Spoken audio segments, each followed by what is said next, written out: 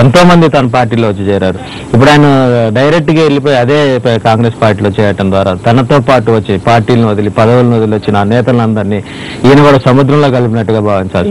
నిన్న అన్నాడు కదా, నేను ఏ ఒక్కరిని కూడా వదులుకోను, నా కేడర్ కి వాళ్ళకి కూడా న్యాయం చేస్తానని చెప్పి అన్నాడు. పైగా ఇవాళ ఇందాక వారు చెప్పినట్టుగా చిరంజీవి రావటం ఒకటే కాంగ్రెస్ పార్టీకి బలం కాదండి.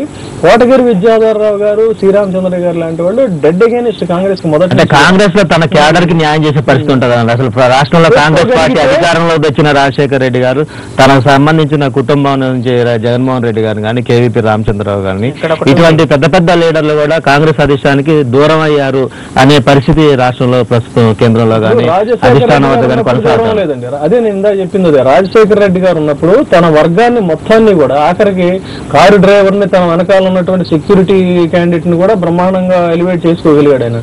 ఆ రకంగా ఈయన ఒక నాయకుడిగా ఎదగలిగితే తనను విశ్వసించినటువంటి వాళ్ళు, తను నమ్ముకున్న వాళ్ళందరినీ కూడా ఆయన నిర్లక్ష్యం చేయకుండా ఉన్నట్టు చంద్రబాబు నాయుడు గారు పదవుల నుంచి ఆయన అధికారం నుంచి పోవడానికేను ఇవాళ ఉన్నటువంటి పరిస్థితి కారణం అదే. ఆయన ఒక మంచి అడ్మినిస్ట్రేటర్ గా, ఒక మంచి లీడర్ గా ఎదిగినప్పటికీ కూడా చిరకాలంగా తను ఇంటి పెట్టుకుని పనిచేసిన వాళ్ళకి వైఎస్ రాజశేఖర రెడ్డి చంద్రబాబుతో కంపారిజన్ వచ్చినప్పుడు ఆ పార్టీలో వాళ్ళే చెప్తుంటారు, వైఎస్ రాజశేఖర రెడ్డి గారు తను నమ్ముకున్న వాళ్ళందరినీ కూడా ఏదో రకంగా ఆయన చూశాడు, చంద్రబాబు అసలు వాళ్ళందరినీ కూడా యూజ్ అండ్ త్రో కింద చేశారు.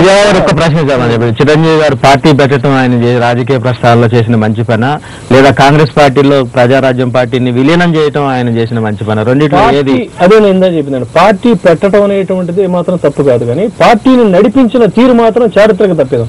మన రాబోయే కాలం వాళ్ళకి కూడా ఇది ఒక గుణపాఠం లాంటిది.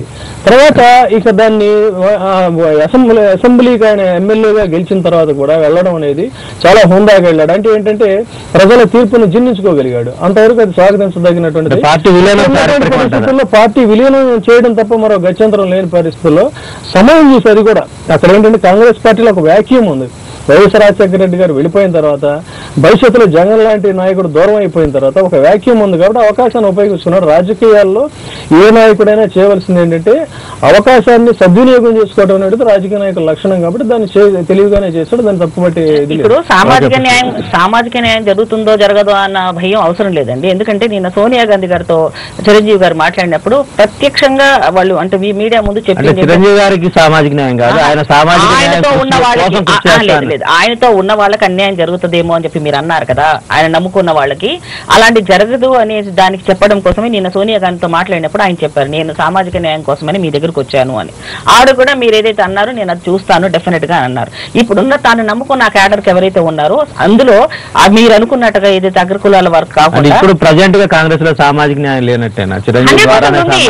ఉంది కాబట్టి వచ్చాడు ఆయన. ఇప్పుడు ఇంతకు ముందు మా సోదరుడు చెప్పినట్టుగానే ఇప్పుడు డిఎస్ గారు కానివ్వండి, లేకపోతే మీరా కుమార్ గారు కానివ్వండి, వాళ్ళు చూసిన ఎంతవరకు చూసినా ఏ యాంగిల్లో చూసినా కూడా గతంలో కంటే ఇప్పుడు చాలా వరకు కూడా సామాజిక న్యాయం పెరిగింది.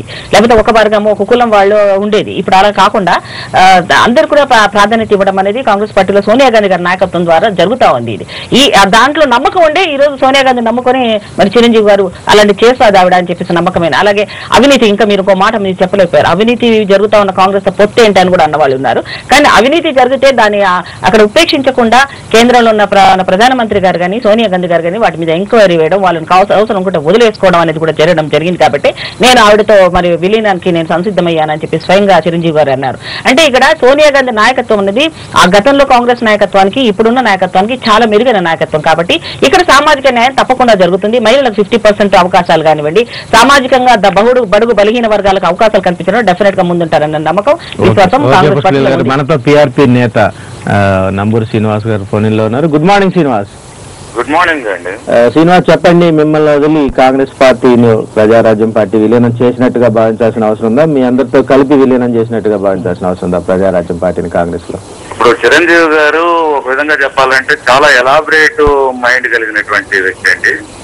యాక్చువల్ గా ఆయన ప్రజారాజ్యం పార్టీ స్థాపించింది ఒక మంచి సామాజిక దృక్పథంతో. ఈ రాష్ట్రంలో బడుగు బలహీన వర్గాలకి సామాజిక న్యాయం జరగాలి, అందరికీ అధికారం అందుబాటులోకి రావాలి, తద్వారా ఈ రాష్ట్రంలో ఉన్నటువంటి బలహీన వర్గాలు